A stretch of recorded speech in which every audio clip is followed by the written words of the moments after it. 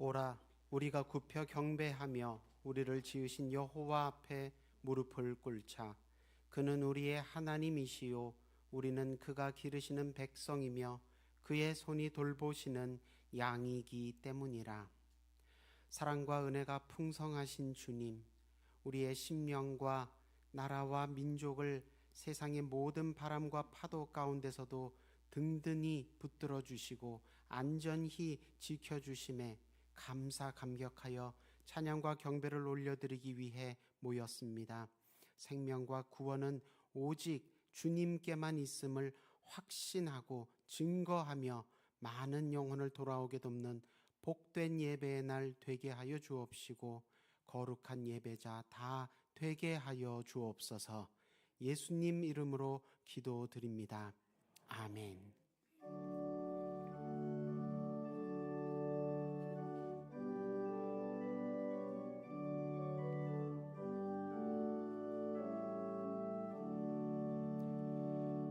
내 영혼아 주 찬양하여라. 온 뜻과 정성을 다 모아서 사랑과 은혜 풍성하시니 주 안에 참된 기쁨이 넘치도다. 내 영혼아 주 찬양하여라. 그 팔로 행하신 큰 위협을 인자와 자비 풍성하시니 온 세상 모두 알리라 세세토록.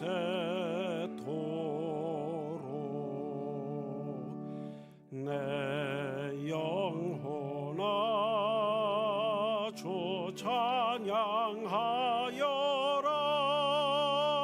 능력과 권세로 다스리네. 교만한 자는 물리치시고 이 낮고 천한 백성들 높이시네. 내 영혼아 주 찬양하여라. 하나님 약속은 늘 신실해.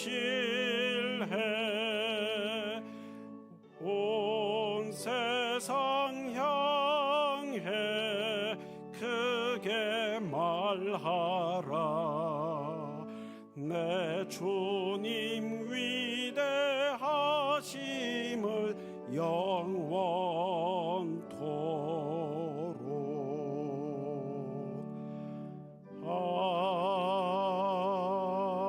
아멘. 지난 한 주간의 삶을 돌아보며 하나님과 나만이 아는 은밀한 죄와 허물을 다 같이 고백하겠습니다. 사랑과 많으신 주님, 주님께서 우리와 늘 동행하여 주시며 함께해 주셨건만 우리가 주님 앞에 되돌려드린 것은 우리의 마음을 어떻게 어묵게 하는 것뿐이었으면 이 시간 돌아보며 회개합니다. 하나님, 나의 부족함을 주님께서 하시니 긍휼히 여기시고 인도하여 주옵소서. 하나님, 함께해 주시기를 소망합니다.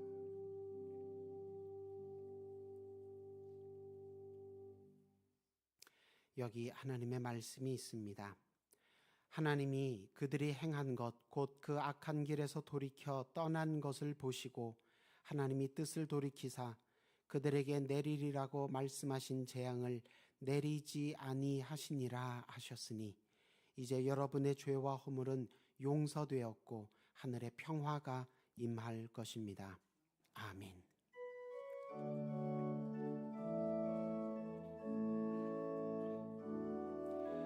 예수 우리 왕이여, 이곳에 오소서. 보좌로 주여 임하사 찬양을 받아 주소서. 주님을 찬양하오니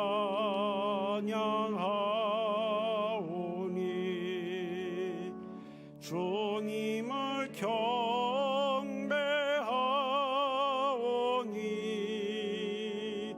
왕이신 예수여 오셔서 좌정하사 다스리소서.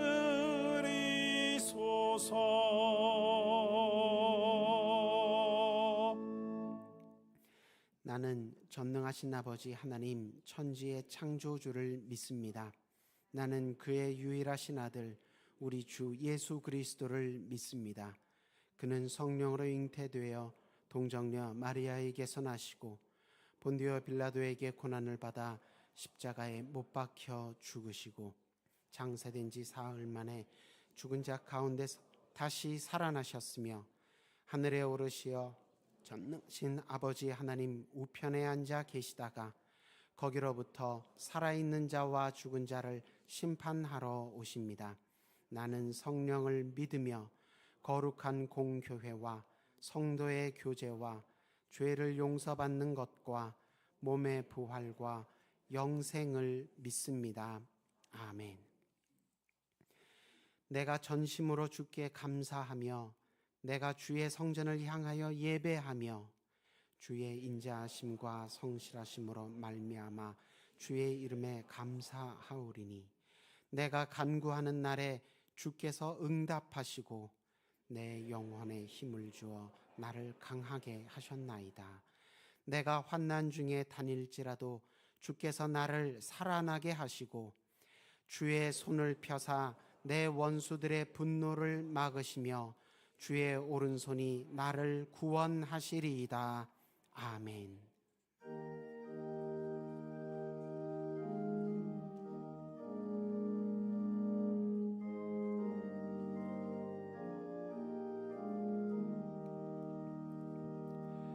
주 예수여 은혜를 내려주사 보충 많게 하옵소서.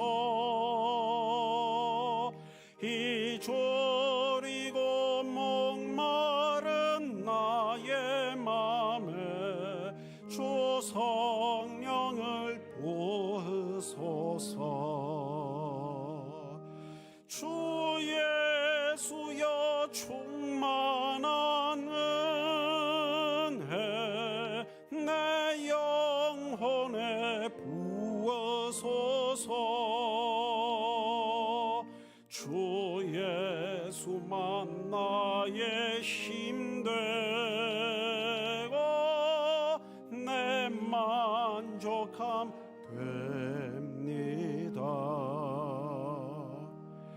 주 예수여 죄에서 풀어주사 날 정결케 하옵소서.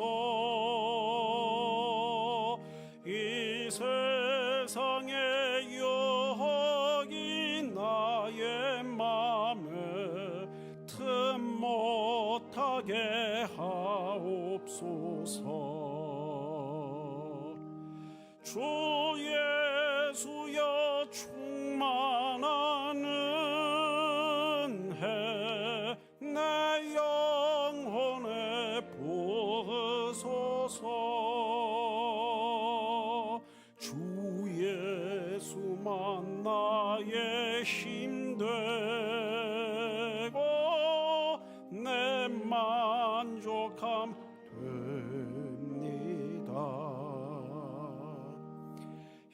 된 야곱이 천사와 씨름하던 그 믿음을 주옵소서. 이 세상의 물결이 흉흉해도 날 평안케 하옵소서.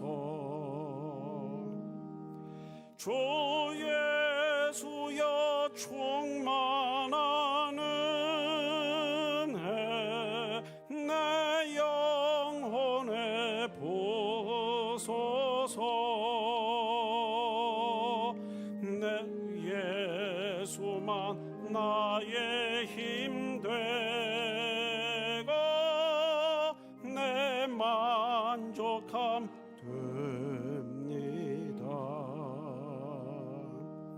주 예수여 완전한 주의 사랑 나 받기를 원합니다. 그 사랑이 내 맘에 충만하여 날 기쁘게 하옵소서.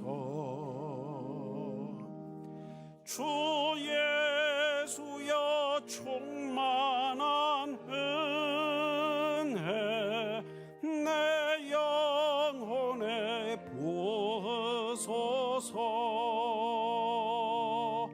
주 예수만 나의 힘 되고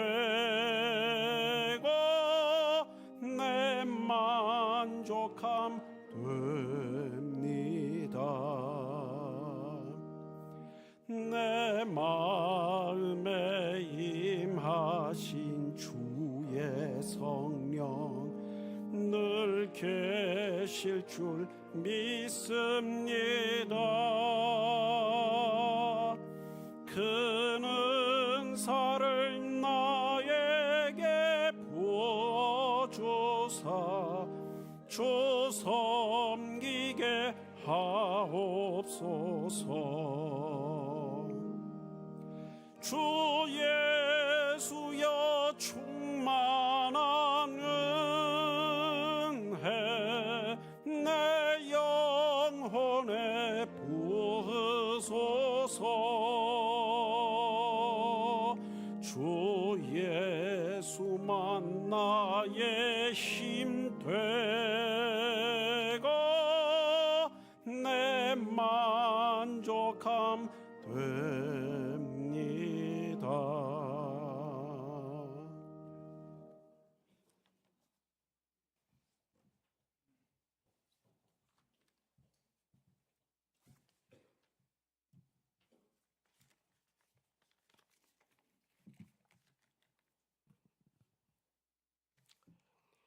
믿는 자들에게 하나님의 자녀가 되는 권세를 주시고 영접하는 자들에게 구원을 허락하시는 하나님 아버지, 죄악이 가득한 세상에서 우리들을 구원하시고 보호해 주시는 하나님께 존귀와 영광과 찬송을 올려드립니다. 복된 주님의 날을 허락하여 주시고 우리의 발걸음을 주님의 성전으로 인도하여 주시니 감사를 드립니다. 한 주간도 세상에 살아가면서 신실하지도 못하고 복음의 빛으로도 살지 못한 우리들의 잘못을 회개하오니 용서하여 주시옵소서.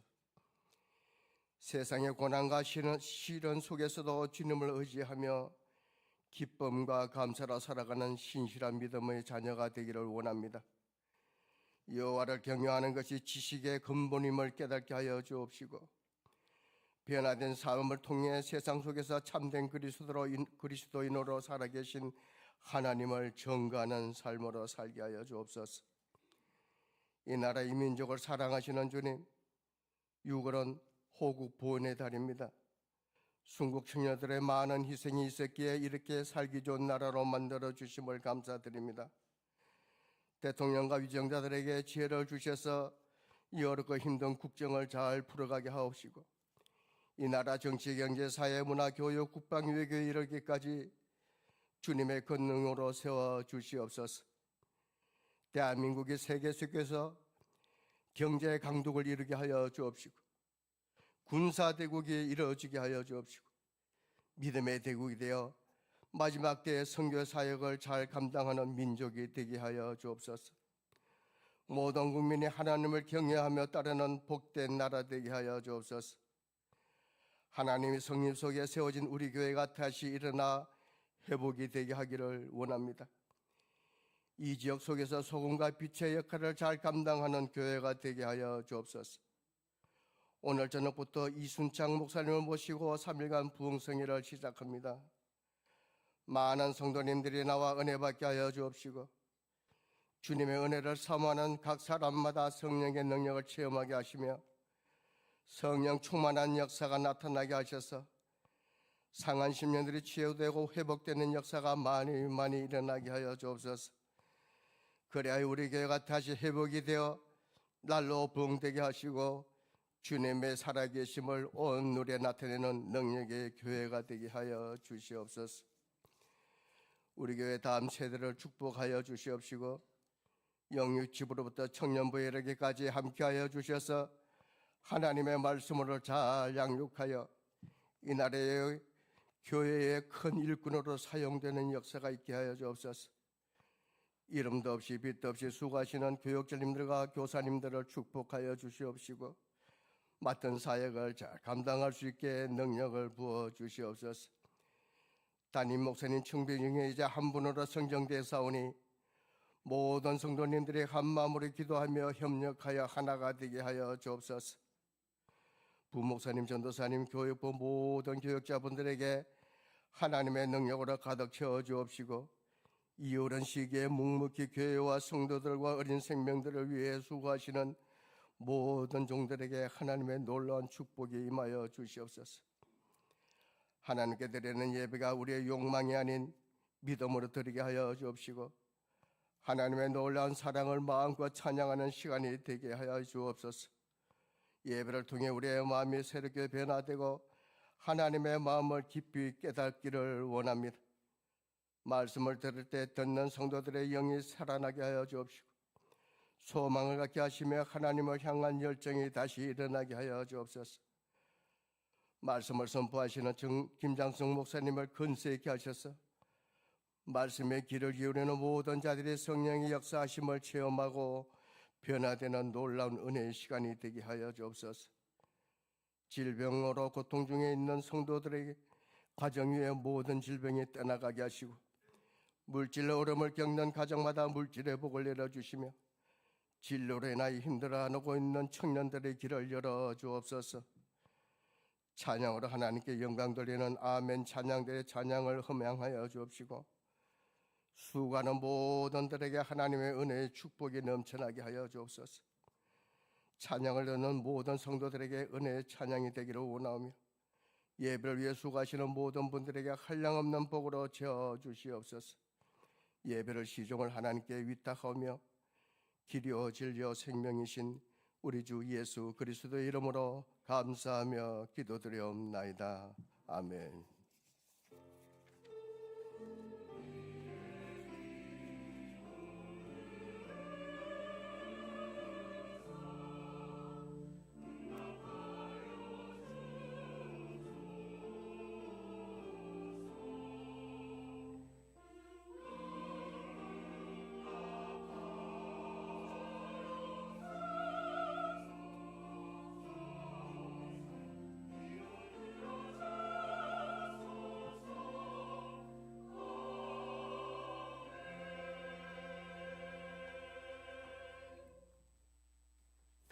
오늘 우리에게 주시는 하나님 말씀은 누가복음 22장 39절에서 46절, 누가복음 22장 39절에서 46절까지의 말씀입니다.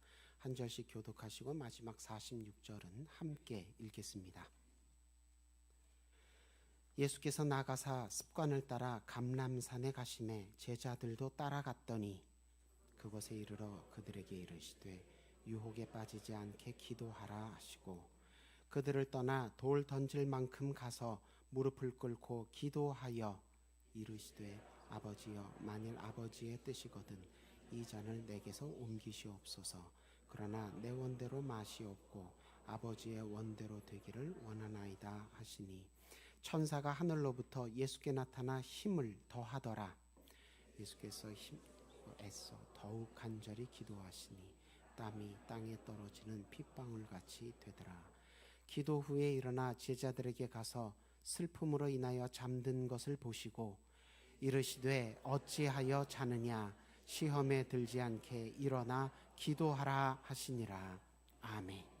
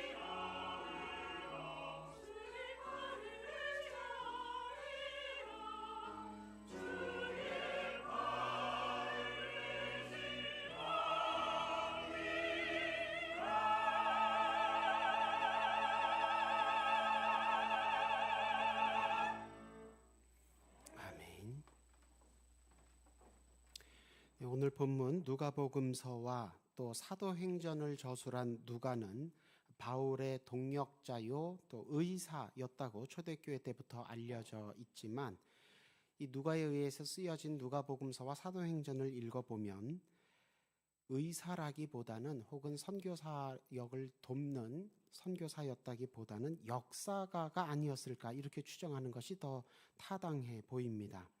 누가복음 24장 또 사도행전 28장 합 52장에 짧지 않은 분량의 긴 내용을 기록할 때도 보면 굉장히 질서정연하고 조리 있게 기록을 해놓고 있고 중요 인물들과 사건들을 일관된 관점을 견지하면서 일관된 관점을 잃지 않고 계속 처음부터 끝까지 유지해 나가면서 전체 내용을 짜임새 있게 구성한 그런 필력으로 보아서는 아마추어 겸업 작가, 그래서 의사로서 환자도 돌보고 바울을 도와 선교도 같이 하면서 글도 쓴 그런 아마추어 겸업 작가가 아니라 아예 전문 작가였을 것이다. 그렇게 생각하는 것이 더 전문 작가였다고 하는 확률이 더 높다. 이렇게 평가를 받고 있습니다. 오늘 본문 누가복음서는 예수님의 일대기를 일목요연하게 들려주는 그런 누가의 특징이 잘 나타나 있을 뿐만 아니라 예수님이 어떤 분이신지, 무슨 일을 하셨는지, 그 일을 어떻게 하셨는지, 예수님의 정체, 예수님의 사명, 예수님의 특징을 짚어낼 때도 다른 복음서들과 구별되는 누가만의 독특한 강조점을 가지고 있습니다. 누가복음성에 이런 개성이 있고 또 다른 복음서들도 각자 다르게 각자의 개성이 있다. 이런 것들은, 이런 현상은 어떤 복음서가 맞고 어떤 복음서는 틀렸다. 이런 뜻이 아니라 각각의 복음서가 예수님에 대해서 입체적으로 이해할 수 있도록 입체적으로 기록이 되어 있다. 그래서 입체적으로 이해할 수 있도록 각자의 복음서가 기여하고 있다. 공헌하고 있다. 이렇게 보아야 합니다. 예수님에 대해서 단편적이고 단선적이고 평면적으로 기록되지 않고 복음서를 통해서 입체적으로 기록된 것은 우리가 예수님을 이해하고 신앙할 때도 입체적으로 할 수 있도록 돕기 위해서인 것이고, 그렇게 예수님에 대해서 입체적으로 이해를 해야 우리 각 사람의 신앙생활에, 오늘날 신앙생활에 적용할 때도 입체적으로 적용할 수 있게 되는 것입니다. 십자가 고난처럼 사복음서에 모두 기록된 내용을 비교해 보면 각각의 복음서가 어떤 것을 중요하게 여기며 어떤 방식으로 강조했는지 알게 되고, 그래서 오늘날 우리에게 적용할 점도 더 잘 찾게 됩니다. 사복음서에서 모두 예수님이 기도에 대해 가르치시고 기도의 본을 보이시고 또 기도 생활 잘하기를 강조하셨다고, 체포당하시기 직전까지도 기도하셨다고 사복음서가 모두 증언하고 있습니다. 예수님께서 기도 생활에 대해 이렇게 말로도 여러 번 자세히 가르치시고 행동으로도 직접 본을 보이셨던 이유는 무엇이었습니까? 기도 생활은 말씀 생활과 함께 신앙 생활을 떠받치는 양대 기둥이기 때문에 그렇습니다. 그러니까 우리가 신앙 생활 한다고 할 때 어떻게 하는 것이냐? 첫째는 말씀을 잘 읽고 따라가야 하는 것이고, 두 번째 기둥은 기도해야 한다는 것입니다. 특히 누가가 예수님께서 강조하셨던 기도를 자기도 복음서를 기록할 때 자기도 강조하려고 노력을 많이 기울였습니다. 곳곳에서, 누가복음 곳곳에서 그렇게 누가가 노력을 기울였던 흔적을 볼 수 있는데, 오늘 우리가 함께 읽은 마지막 잡히시던 밤에 하셨던 기도, 이 기도는 기도의 모범이라고 불리고 있는데요. 이 부분을 기록할 때도 누가는 다른 복음서들과 구별되는 방식으로 기도에 대해 강조하고 있습니다. 예수님께서 잡히시던 그날 밤 기도에 대해 기록할 때 오직 누가만 39절 습관을 따라 기도하시러 가셨다. 그렇게 표현하고 있습니다. 그러니까 예수님은 기도를 무슨 큰 일이 생겨야 하신 것이 아니고, 혹은 중요한 일을 앞두고 있을 때만 기도하신 게 아니고, 예수님은 십자가를 포함해서 평소에도 정기적으로 기도하셨다. 이것을 누가가 강조해서 표현하고 있는 것입니다. 평소에도 정기적으로 하나님께 기도하는 것, 이것은 기계적으로 기도하는 것과는 다른 것입니다. 기계적으로 기도한다는 것은 어떻게 기도하는 겁니까? 형식에 함몰되어서 기도하는 것입니다. 그러니까 현실과 동떨어진, 현실에서 무슨 일이 벌어지던 나는 이 시간 됐으니까 기도하겠다. 그것이 정기적으로 기도하는 것일 수도 있지만 기계적인 기도일 수도 있다는 것입니다.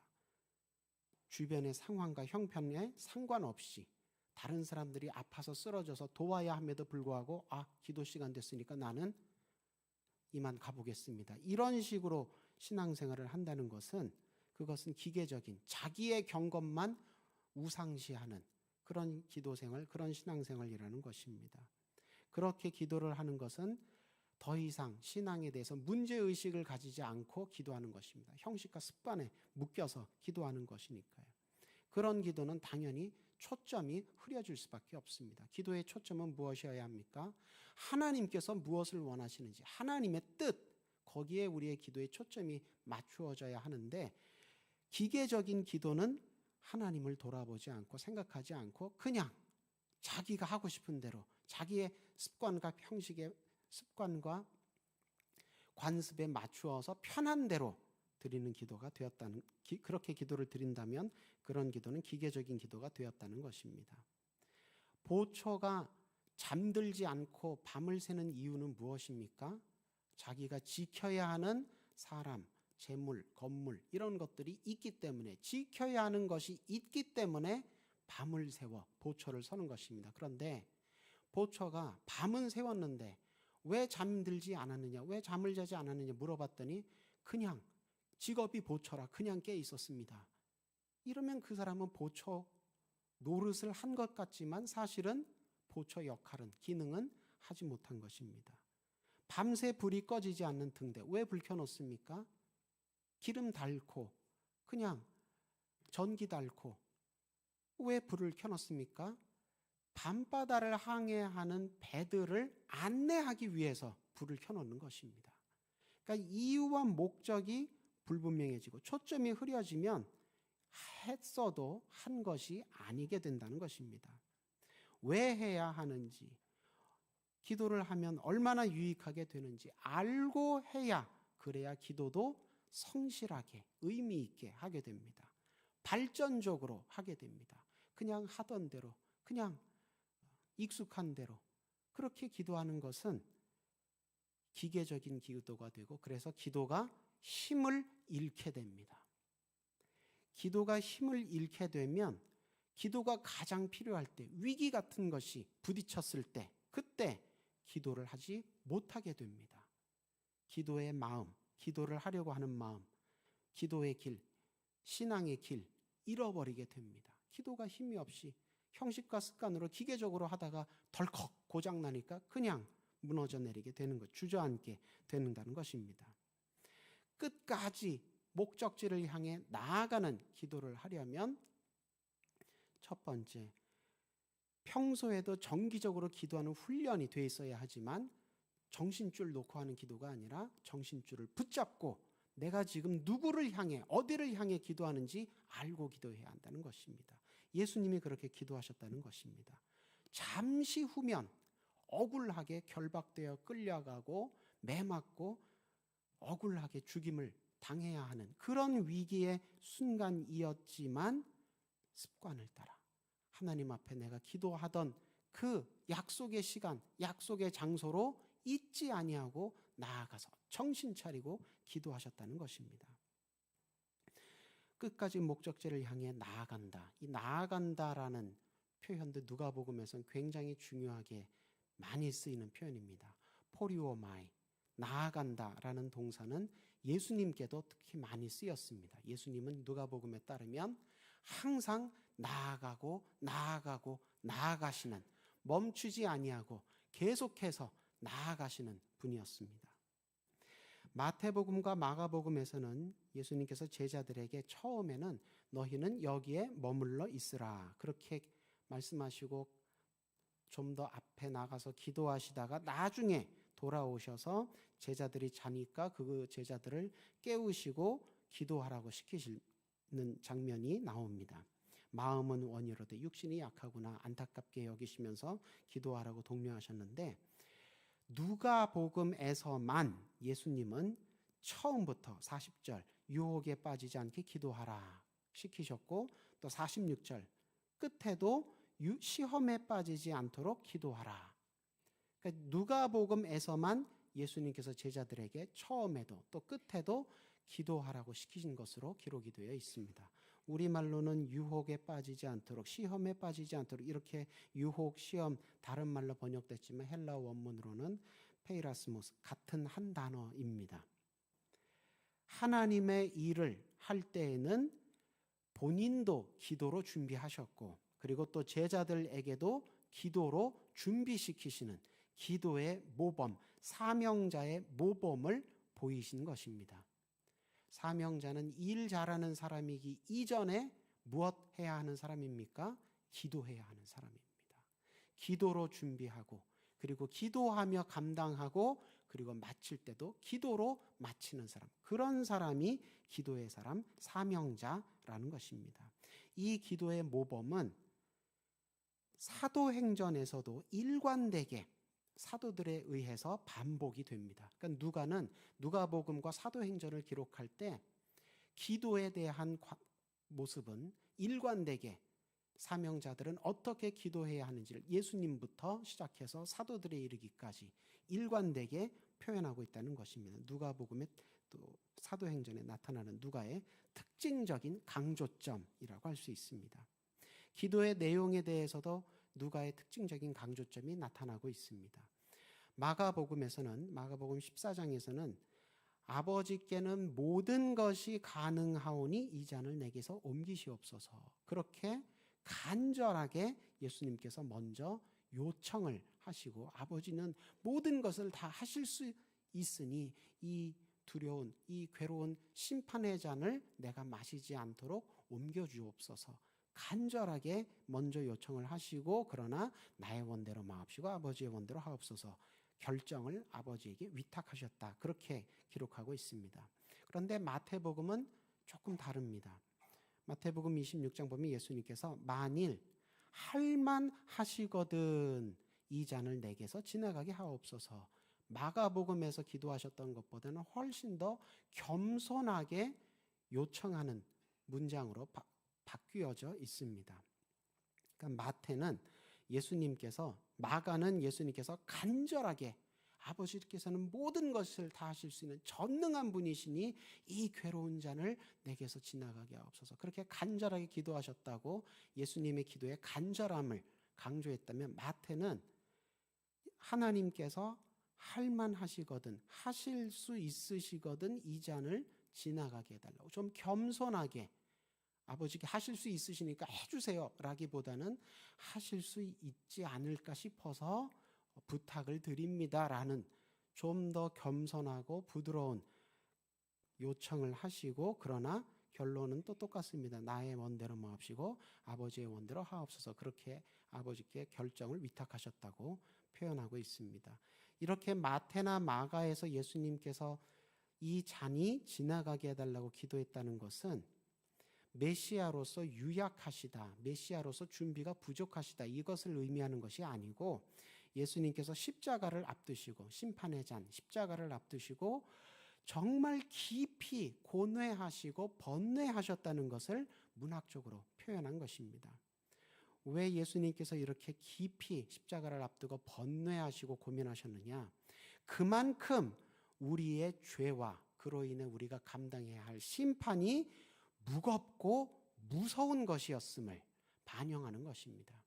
그러니까 예수님 하나님처럼 전지전능하시니까 십자가 아무것도 아니지 뭐 이렇지 않으셨다는 것입니다. 십자가는 그만큼 무섭고 무거운 심판이었는데 왜 예수님께서도 그 십자가를 앞두고 이렇게 무섭고 무거운 십자가에 대한 기도를 하셨느냐? 우리가, 예수님이 아니면 우리가 그 무겁고 무서운 십자가를 감당할 뻔하였다는 것을 문학적으로 표현하기 위해서 마가와 마태는 이렇게 기도했다고 기록을 한 반면에, 누가는 오늘 본문 42절 보니까 만일 아버지의 뜻이거든 이 잔을 내게서 옮기시옵소서. 마태와 마가에서 기도한 것과는 다릅니다. 많이 다릅니다. 누가복음에서 전하는 예수님의 이 기도는 이 잔을 옮겨달라고 요청한다기보다는 자기의 소원, 아버지 이 잔 마시기 너무 괴롭고 힘듭니다, 옮겨주세요, 이런 요청이 아니라 먼저 아버지의 뜻을 물어보는 의미가 더 강합니다. 만일 아버지의 뜻이거든 이 잔을 옮기시고 아니시거든 옮기지 마십시오. 어떻게 하시든 순종하겠습니다. 이런 뉘앙스의 기도를 드렸다는 것입니다. 아버지께 결정을 위탁하는 것이 아니라 이미 아버지께서 결정권을 가지고 있다는 것을 인정하고 예수님은 저는 아버지 뜻에 순종하겠습니다 라는 고백을 이 기도를 통해 하셨다는 것입니다.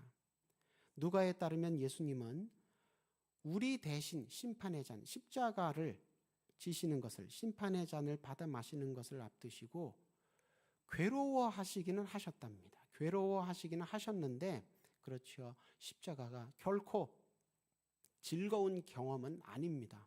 괴롭고 아픈 경험입니다. 예수님도 그걸 잘 알고 계십니다. 그래서 괴로워하시긴 하셨지만 결코 그 십자가를 피하려 하지도 않으셨다. 이것이 누가복음에서 기록하고 있는 포인트입니다. 십자가가 괴로운 것이지만 잘 알고 계시지만 피하려고 하지 않으셨다. 순종하려고 하셨다. 그래서 예수님을 우리가 믿을 만한 구원자요, 우리가 몸을 숨길 만한 방패시요, 우리가 안전하게 거할 만한 산성 되신 예수님이라고 이 기도에 고스란히 부각되어 있다는 것을 나타내고 있습니다. 그리고 누가만 예수님께서 기도하실 때 43절 천사가 하늘에서 내려와 도왔다. 또 44절 땅에 떨어지는 땀방울이 핏방울같이 되었다. 이렇게 증언하고 있습니다. 예수님은 어떤 분이십니까? 가장 거룩하시고 지극히 존귀하신 분입니다. 그런 분의 기도인데 지금 그 기도가 어떻게 돼 있습니까? 어떤 기도였다고 묘사되고 있습니까? 피와 눈물과 땀으로 범벅이 된 기도였다고 표현하고 있습니다. 하나님의 친외아들이시니까 이렇게까지 간절하게 이렇게까지 열심히 기도하지 않으셔도 다 응답받으실 것 같고 늘 응답받으실 것 같은데 우리의 상상과는 아주 다른 모습으로 그날 밤 기도하셨다는 것입니다. 이 역시 하나님은 자기 친외아들이라도 이렇게 기도하지 않으면 응답에 인색하신 분이구나 이런 뜻이 아니죠. 하나님의 뜻을 따르기 위해서 하나님의 나라가 하늘에서뿐만 아니라 이 땅에서도 내게서도 이루어지기 위해서는 기도해야 하는데 그런 기도는 어떻게 해야 한다는 겁니까? 마음과 뜻과 힘을 다해 피와 눈물과 땀이 범벅이 되도록 기도해야 한다는 것입니다. 왜 그렇습니까? 우리가 그렇게 마음과 뜻과 힘을 다해 피와 눈물과 땀을 다해 기도할 만한 가치가 있는 유일한 기도 제목이 하나님의 뜻이 이루어지길 위한 기도이기 때문이라는 것입니다. 마태복음에서는 예수님께서 이것을 비유로도 이렇게 표현하셨습니다. 어떤 사람이 밭에 보화가 숨겨진 것을 보고 돌아가서 자기가 가진 모든 것을 다 팔아 그 밭을 사려고 했다. 또 어떤 진주 장사가 좋은 진주를, 값진 진주를 찾아다니느라고 여러 군데를 다니다가 마침내 정말 귀하고 값진 진주를 만나자 자기가 가진 재산을 다 팔아서 그 진주를 샀다. 무슨 뜻입니까? 하나님 나라는 여러 선택 가능한 옵션들 가운데 하나가 아니라는 것입니다. 하나님의 뜻이 이루어지길 기도할 때는 그저 이루어져도 좋고 안 이루어져도 좋고 오늘 이루어져도 좋고 내일 이루어져도 좋고 그렇게 기도할 것이 아니라는 것입니다. 내가 가진 모든 것을 다 쏟아부어서 추구할 만한, 분투하여 경쟁하여 얻을 만한 유일한 가치가 있는 것, 그것이 하나님의 뜻, 하나님의 나라라는 것입니다. 그렇게 기도해야 한다는 것을 예수님께서 모범으로 보이셨다는 것입니다.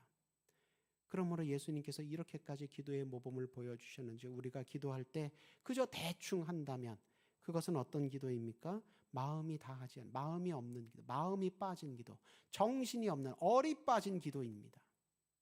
그런 기도는 거짓말로 하는 기도와 다를 바가 없다는 것입니다. 왜냐하면 우리의 눈과 마음이 다른 데 향해 있기 때문에 하나님 나라, 이거 위해서도 조금 기도를 하긴 해야지, 이런 기도로 전락했기 때문입니다. 누가는 예수님께서 이렇게 피와 눈물과 땀을 다 흘리시도록 기도를 열심히 하셨지만 한 번 기도하신 것으로 기록한 반면 마태와 마가는 제자들을 깨워 가시면서 3번 기도하셨다고 기록하고 있습니다. 마태와 마가는 누가와는 다른 방식으로 예수님께서 전심전력을 다해 기도하셨다는 것을 표현한 것입니다. 횟수로 3번이나 기도하셨다. 이게 그런 뜻입니다. 누가는 제자들이 깨어 기도하지 못하는 이유를 45절 보니까 슬픔 때문에 제자들이 기도하다 지쳐서 낙심하여서 잠들어 버렸다. 이렇게 표현하고 있습니다. 이 누가복음에서는 슬픔이라고 번역이 됐지만 요한복음에서는 같은 단어가 근심이라고 번역이 되기도 했습니다. 요한복음에 따르면 예수님은 동산에 그날 밤에 동산에 나가시긴 했는데 기도하실 겨를도 없이 바로 체포되셨다고 기록하고 있습니다. 그 대신 요한복음에서는 유월절 전에 제자들과 마지막으로 나눈 식사 자리에서 예수님께서 고별 설교도 들려주시고 제자들과 궁금한 점에 대해서 이해가 안 되는 점에 대해서 문답도 나누시고 또 그들을 위해 중보기도도 해주셨습니다.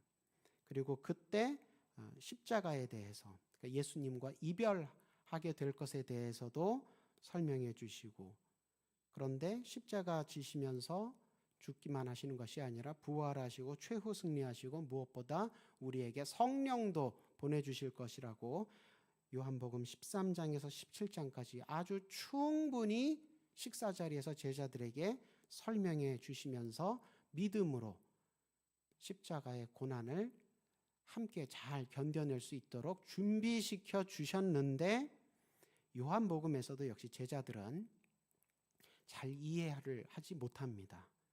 예수님의 말씀을 잘 이해하지 못하고 잘 받아들이지 못하니까 그래서 근심하게 되죠. 그래서 서로 근심하며 이르기를 예수님이 우리를 떠나 어디로 가신다는 것이냐. 예수님이 도대체 어떤 말씀을 하시는지 알 수가 없도다 이러면서 근심했다는 것입니다. 그러니 제대로 십자가 고난을 준비하지 못하고 예수님께서 십자가 순환 제일 중요한 사역 감당하실 때 다 도망가게 된 것이죠.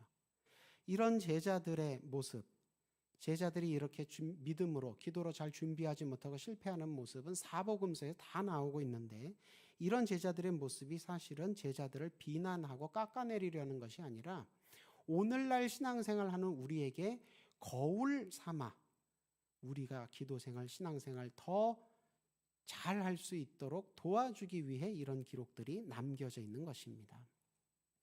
예수님께서 말씀의 씨앗을 우리 마음에 뿌려주셨다 하더라도 정작 그 말씀을 기도로 받아들이지 못한다면 그러면 근심, 걱정, 불안, 염려 같은 잡초들이 더 자라서 우리 마음 가운데 떨어졌던 그 말씀의 씨앗, 말씀에 대한 믿음을 질식시켜버리고 말씀대로 이루어지리라고 우리 마음 가운데 있던 소망도 덮어버리고 그리고 나에게 말씀의 씨앗을 심으시고 자라게 하시고 열매 맺게 하시는 그 주님을 내가 사랑하지 못하게 주님을 향한 사랑이 식어지게 만들어버린다는 것입니다.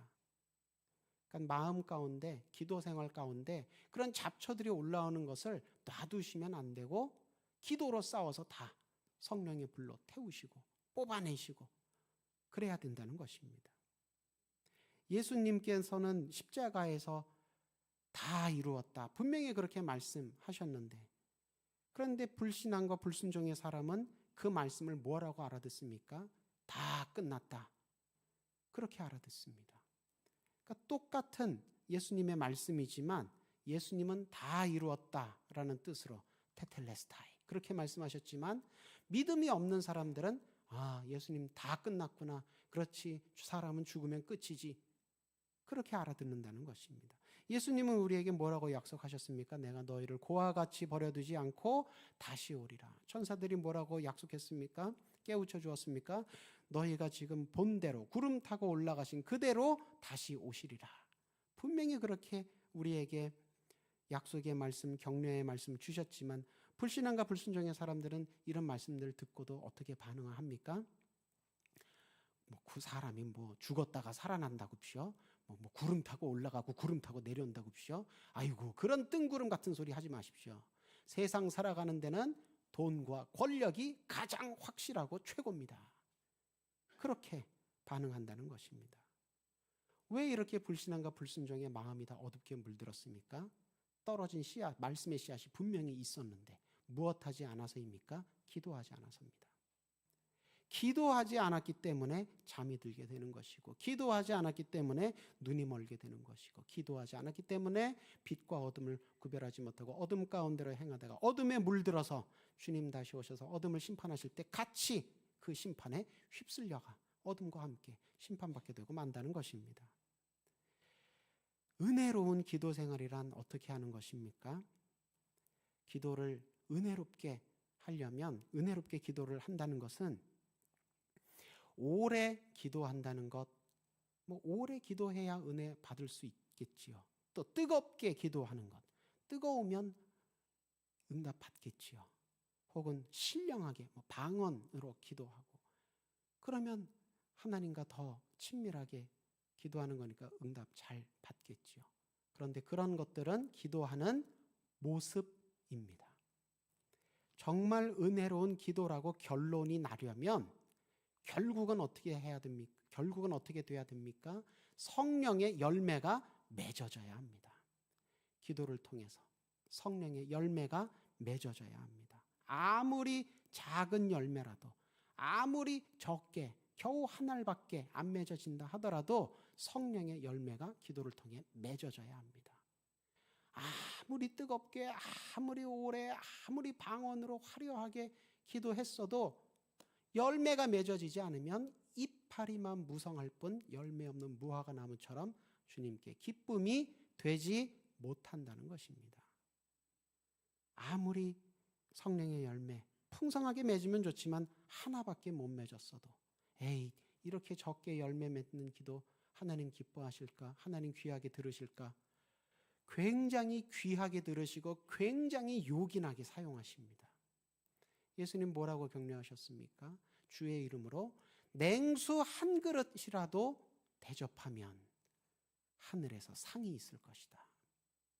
냉수 한 그릇 아무것도 아니지요. 별거 아니지요. 그러나 탈수 증상 때문에 정신이 혼미해지고 목숨이 위태로워진 사람한테는 생명수가 따로 없습니다. 우리가 하는 작은 기도 한마디, 우리가 잠깐 기도한 그 시간, 그 기도 때문에 소돔과 고모라가 망하지 않게 될 수도 있다는 것입니다. 나의 원대로 마옵시고 아버지의 원대로 하옵소서 기도하신 것은 예수님 다른 곳에서 가르치신 것처럼 먼저 그의 나라와 그의 의를 구하는 기도와 같은 것입니다. 먼저 하나님의 나라, 하나님의 의로움을 기도하라는 것은 하나님을 편드는 하나님의 뜻을 위해 기도하라는 것이지요.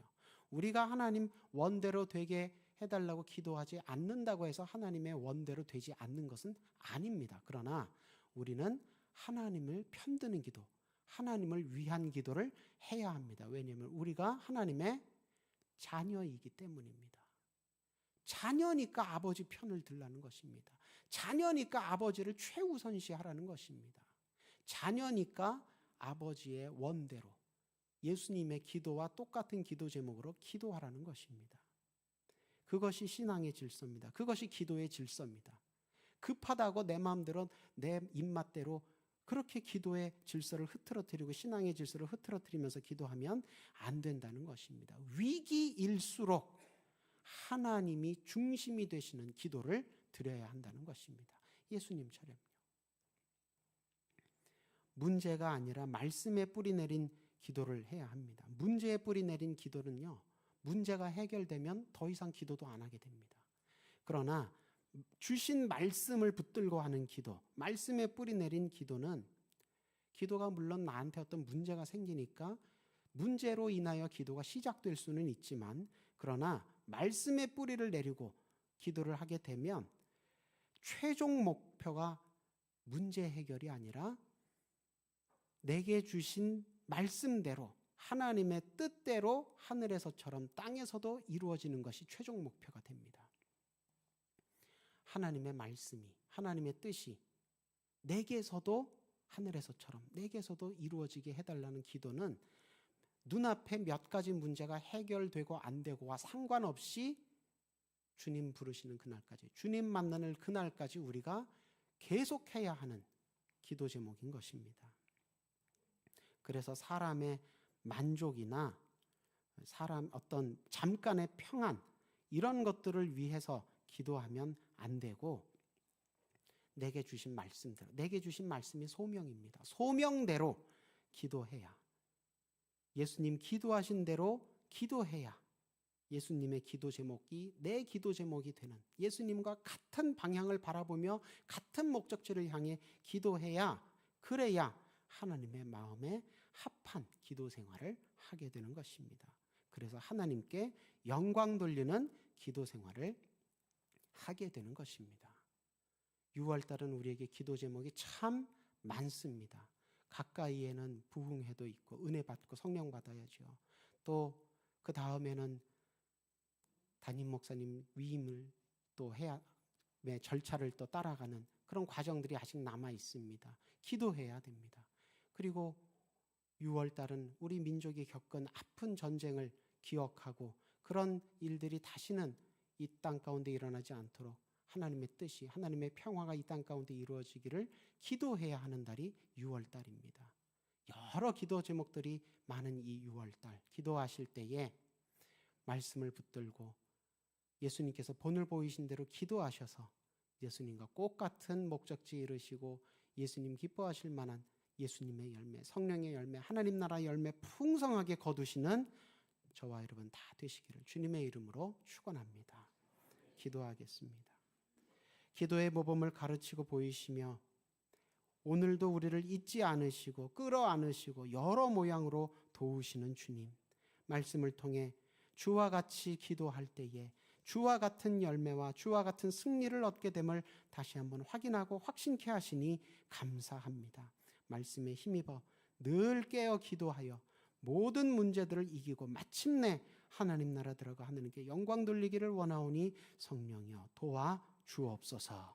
예수님 이름으로 기도드립니다. 아멘.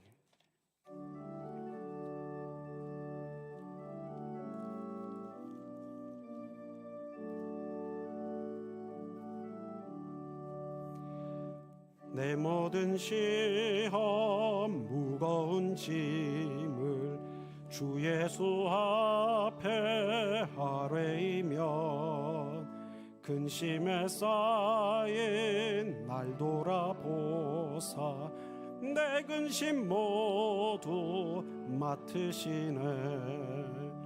무거운 짐을 나 홀로 지고 견디다 못해 쓰러질 때 불쌍히 여겨 구원해 주리. 은혜의 주님 오직 예수. 내 모든 괴로움 닥치는 환난 주 예수 앞에 이면 주께서 친히 날 구해 주. 넓으신 사랑 베푸시네. 무거운 짐을 나 홀로 지고 견디다 못해 쓰러질 때 불쌍히 여겨 구원해 주리. 은혜의 주님 오직 예수. 내 짐이 점점 무거워질 때 주 예수 앞에 아뢰이면 주께서 친히 날 구해 주사 내 대신 짐을 져주시네. 무거운 짐을 나 홀로 지고 견디다 못해 쓰러질 때 불쌍히 여겨 구원해 주리. 은혜의 주님 오직 예수, 마음의 시험 무서운 죄를 주 예수 앞에 아뢰이면 예수는 나의 능력이 되사 세상을 이길 힘 주시네. 무거운 짐을 나 홀로 지고 견디다 못해 쓰러질 때 불쌍히 여겨 구원해 주리. 은혜의 주님 오직 예수.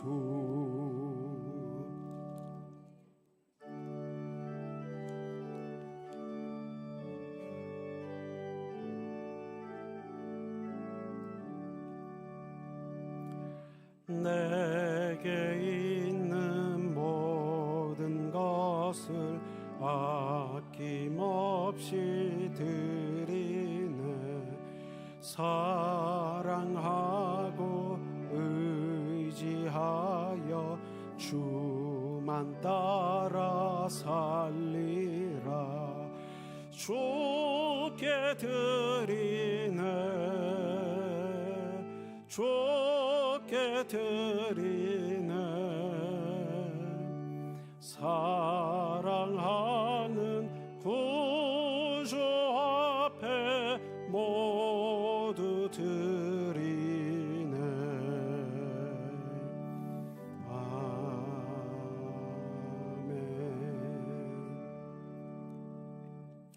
만복의 근원 되신 하나님, 지난 한 주간 우리 한 사람 한 사람 한 가정 한 가정을 크신 은혜와 능력 가운데 지키시고 붙들어 주시다가 오늘 귀하고 복된 예배의 날 하나님 앞에 가까이 나와 말씀 가운데 예배 가운데 은혜 받게 하시니 감사합니다.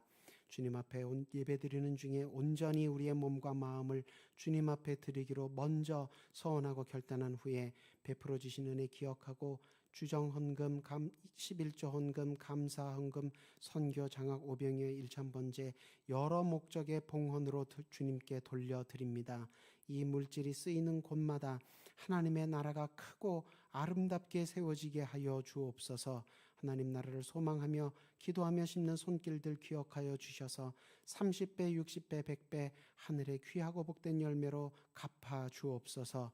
몸과 마음과 생계에 어려움이 있어 주님 앞에 눈물로 호소하고 있는 무릎들 기억하고 함께 기도합니다.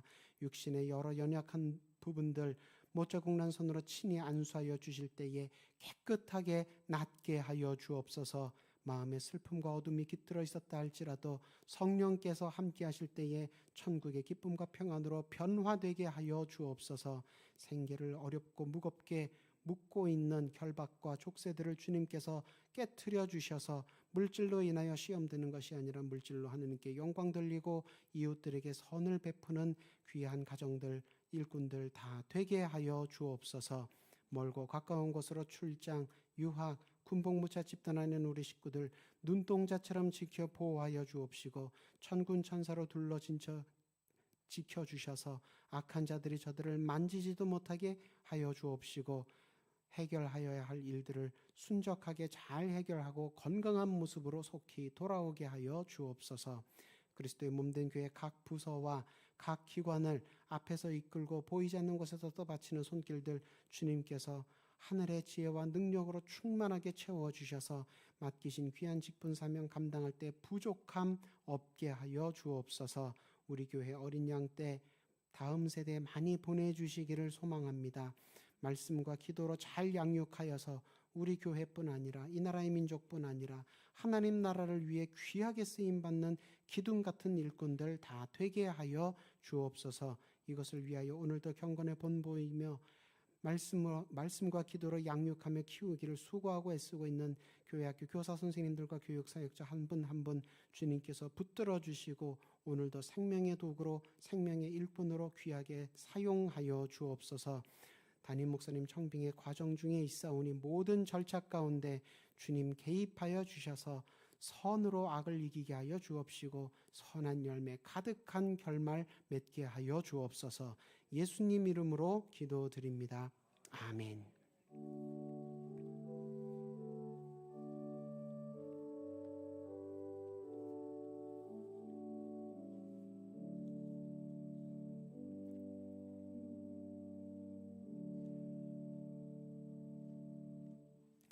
교회 소식 나눕니다. 오늘 저녁부터 치유와 회복의 하나님이라는 주제로 부흥성회가 진행이 됩니다. 기도하시며 많이 참석하셔서 큰 은혜와 성령 받으시기를 바랍니다.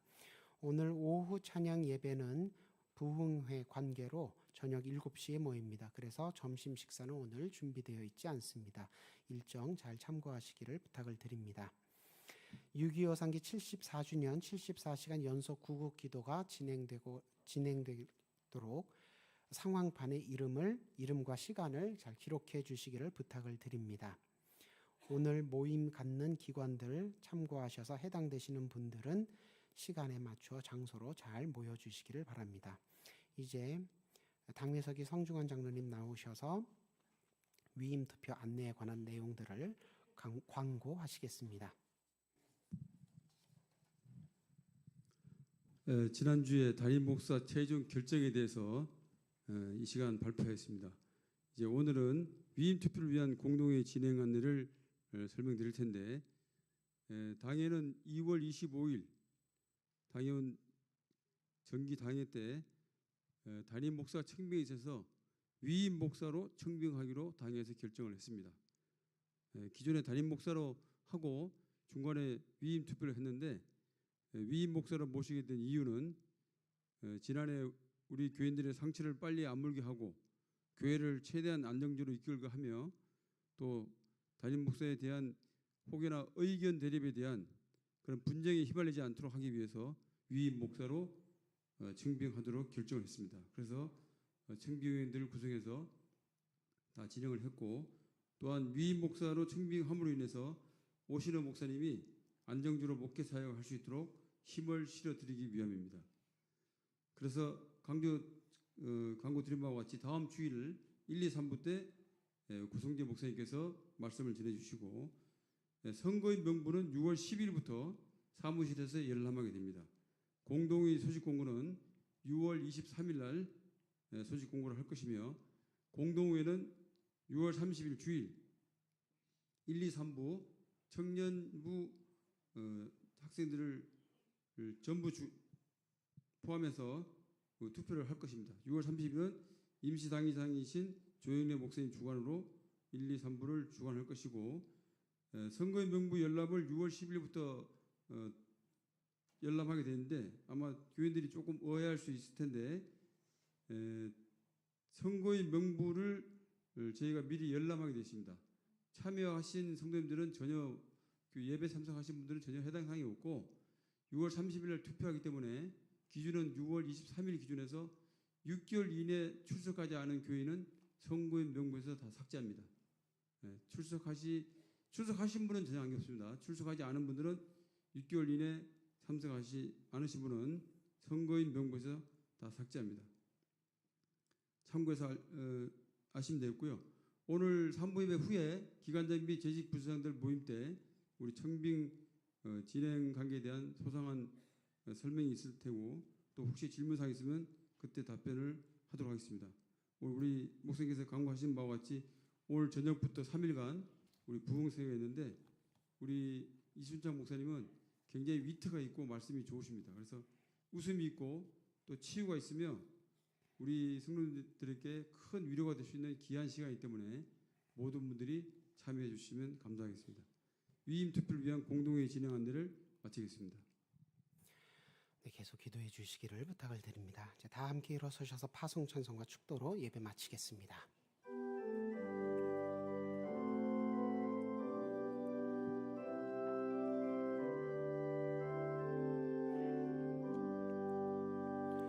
여기에 모인 우리 사랑받는 주의 자녀라.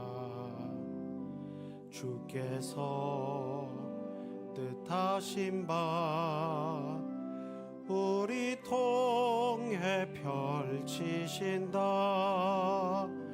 고통과 슬픔 중에 더욱 주님 의지하오니 어려움 이겨내고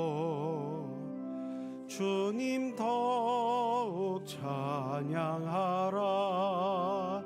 이 믿음 더욱 굳세라. 주가 지켜주신다. 어두운 밤에도 주의 밝은 빛 인도하여 주신다.